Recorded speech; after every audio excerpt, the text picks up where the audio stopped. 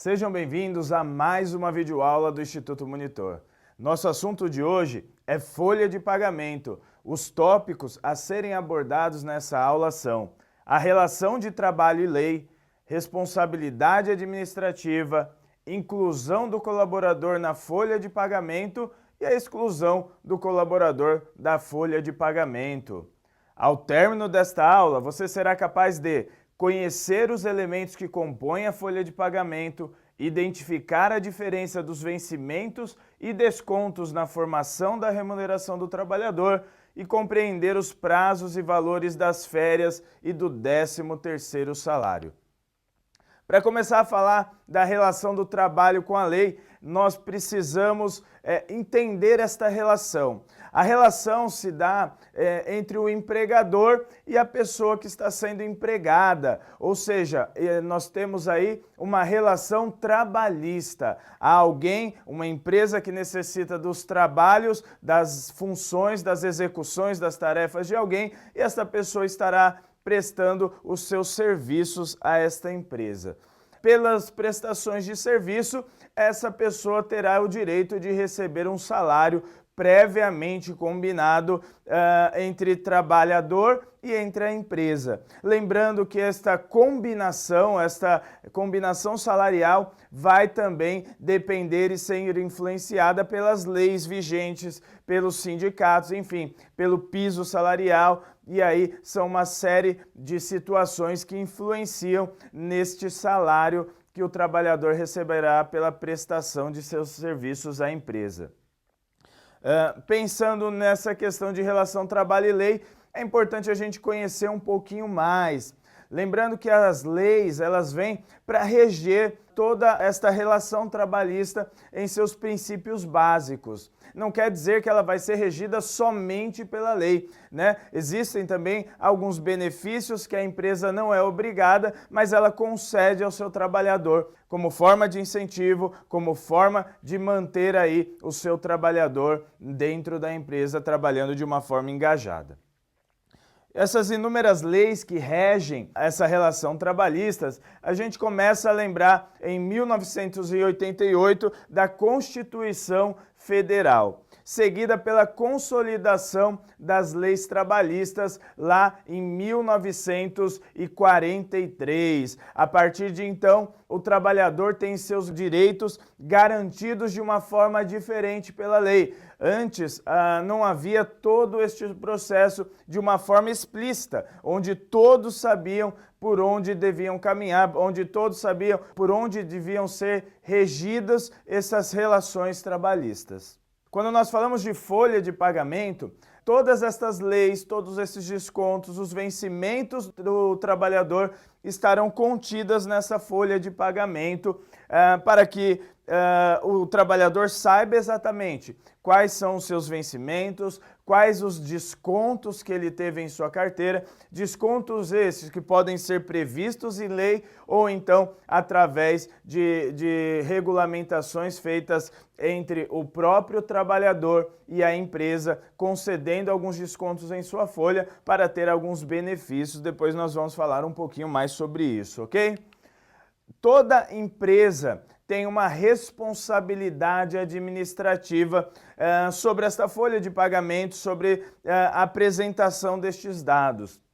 Pensando nisso, esta folha é uma função típica do departamento pessoal ou do departamento de recursos humanos. Lembrando que o departamento pessoal ele vai estar interligado com vários setores da empresa para que ele possa realmente saber o que de fato está acontecendo com esse colaborador dentro da organização da qual ele faz parte. Devido a essas características próprias, a elaboração da folha de pagamento exige grande interação com estas áreas. Sem essa interação, fica difícil a gente ter uma folha de pagamento correta, uma folha de pagamento fidedigna ao que o trabalhador executou dentro da organização, ok?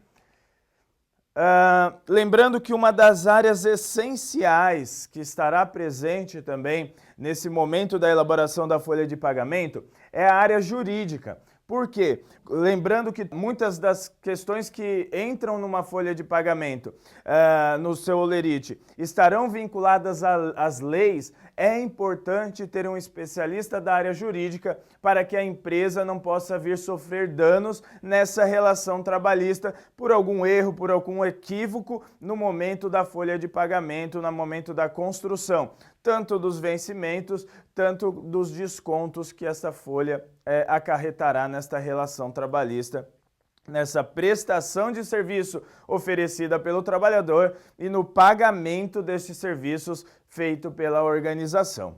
Quando nós falamos então desta relação, é necessário nós entendermos aí de uma certa forma como é feita essa inclusão deste trabalhador, deste colaborador na folha de pagamento.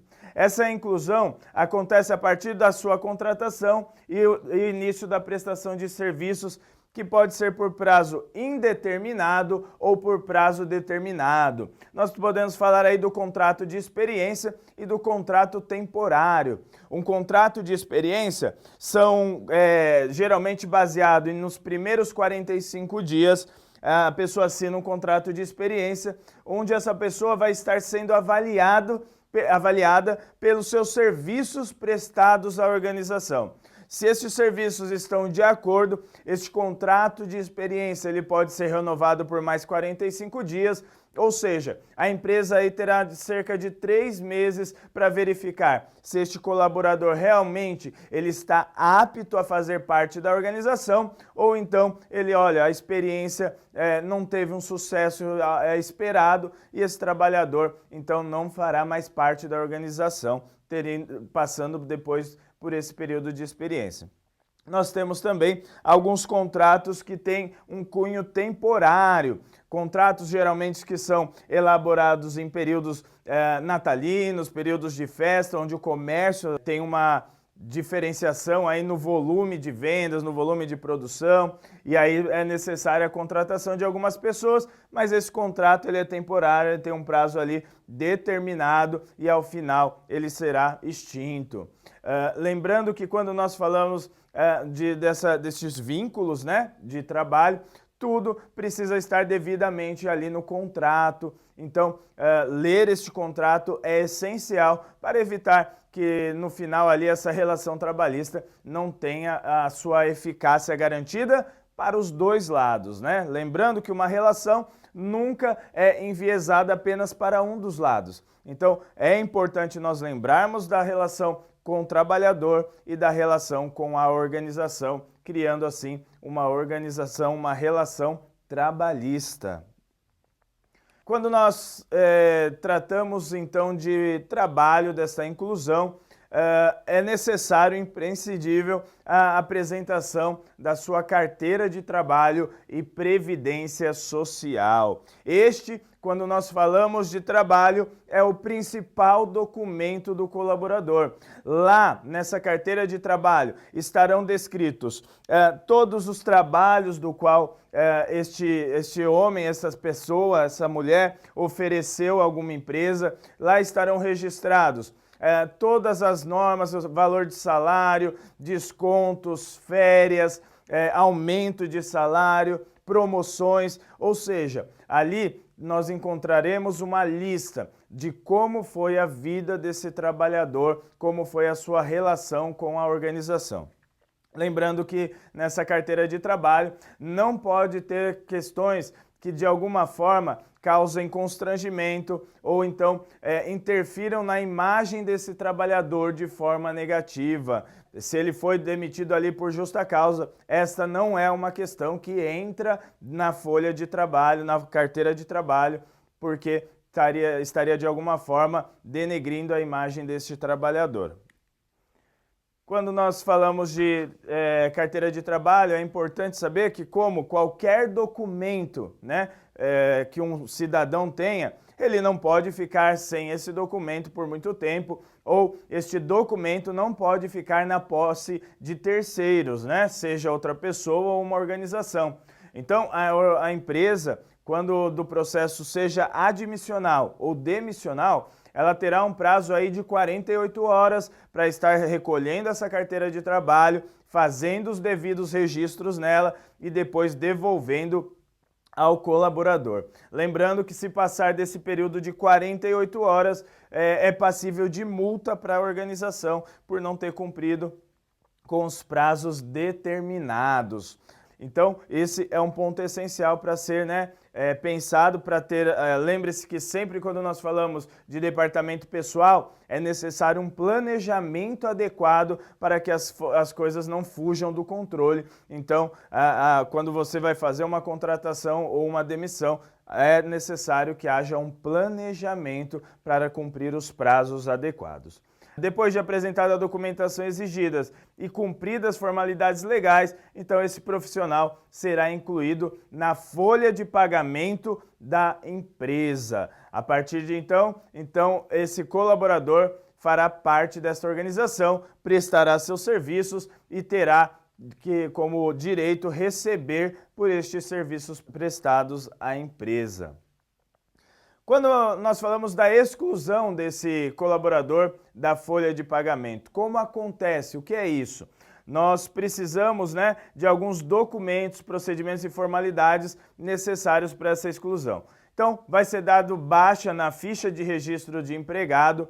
Lembrando que muitas organizações, quando não tem um grande porte, elas geralmente terceirizam estes serviços. Geralmente uma contabilidade faz todo esse processo, fica com essa ficha de registro, que é mais ou menos como o trabalhador tem a sua carteira de trabalho, a empresa tem um caderno ali, como se fosse uma ficha de registro de todos os colaboradores que passam pela organização, e lá estará contido todas as informações deste colaborador para que a empresa também tenha um controle adequado, uma responsabilidade sobre estes registros. Formalizar o cumprimento da dispensa ou indenização do aviso prévio, lembrando que a empresa, olha, decidi que este colaborador não vai mais fazer parte da minha organização, então a empresa, ela ou dá um aviso prévio para esse colaborador, ele é informado de que ele estará apenas mais um mês na organização, tem ali o cálculo de tudo que ele irá receber, esse trabalhador ele fica por um período próximo a um mês na organização e depois ele já não faz mais parte. Ou então a empresa tem também a escolha, olha, eu não quero que esse colaborador cumpra esse aviso prévio, cumpra esse período de tempo a mais na empresa, ele já não está mais nos planos da organização, então a empresa paga esse aviso prévio, esse valor indenizado, e aí o colaborador já não tem mais a necessidade de estar indo até a organização. Como todo processo, para entrar numa organização, numa empresa, nós precisamos fazer o processo do exame médico admissional. Para a demissão também é necessário. Lembrando que em alguns casos a pessoa não poderá ser demitida, desde uma gestação, enfim, existem algumas doenças aí, haveria o afastamento e não a demissão desta pessoa. Então, para que haja tudo perante a lei, é necessário um atestado de saúde ocupacional para que seja feita a exclusão deste trabalhador da folha de pagamento da empresa, da ficha de registro, enfim. E a relação dos salários de contribuição ao INSS, mas toda empresa, toda organização, dentre as suas responsabilidades administrativas, tem a obrigação do recolhimento do INSS, tem a obrigação, dependendo do salário do seu colaborador, do recolhimento do imposto de renda retido na fonte, e tudo isso precisa ser avaliado no momento de um processo de demissão, no processo de exclusão desse trabalhador da folha de pagamento. O cálculo completo da rescisão de contrato de trabalho, incluindo a informação sobre o saldo de fundo de garantia por tempo de serviço, o famoso FGTS, os valores de vencimentos e os valores dos descontos no momento da rescisão. Todos os cálculos, seja as férias, férias proporcional ao período que esse trabalhador ficou na empresa, 13º, tudo isso, FGTS, terá que constar neste momento para que o trabalhador saiba realmente aquilo que ele tem a receber desta organização. Os elementos da folha de pagamento, então, os lançamentos financeiros, eles podem ser divididos em dois grandes grupos. os vencimentos, ou seja, aquilo que é positivo, não no sentido de bom ou ruim, mas positivo no sentido de acréscimo, no positivo no sentido de que vai ter um saldo positivo, são os vencimentos. Então, são todos os ganhos que esse empregado teve nesse período aí que ele está prestando serviço. E também nós temos aí os descontos, ou seja, tudo aquilo que é negativo, lembrando de novo, não é questão de bom ou ruim, mas na questão de redução, na questão de descontar destes vencimentos que ele receberia, alguns descontos serão executados, desconto estes, que estão alguns previstos em lei e outros em combinado com o trabalhador e organização. Aí nós temos um modelinho da folha do Olerite. Olerite, só como adendo aí, que é o nome, né, da pessoa que começou a organizar tudo isso.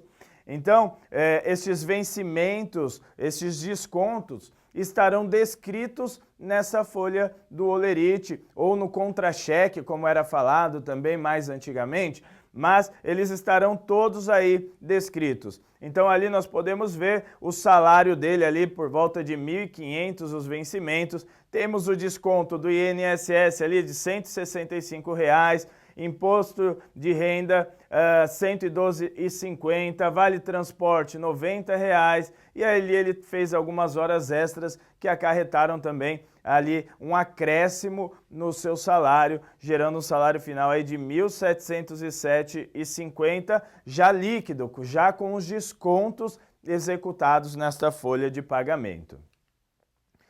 Chegamos ao final de mais uma videoaula do Instituto Monitor sobre folha de pagamento. Espero que tenham gostado, frequentem nossas redes sociais e até a próxima.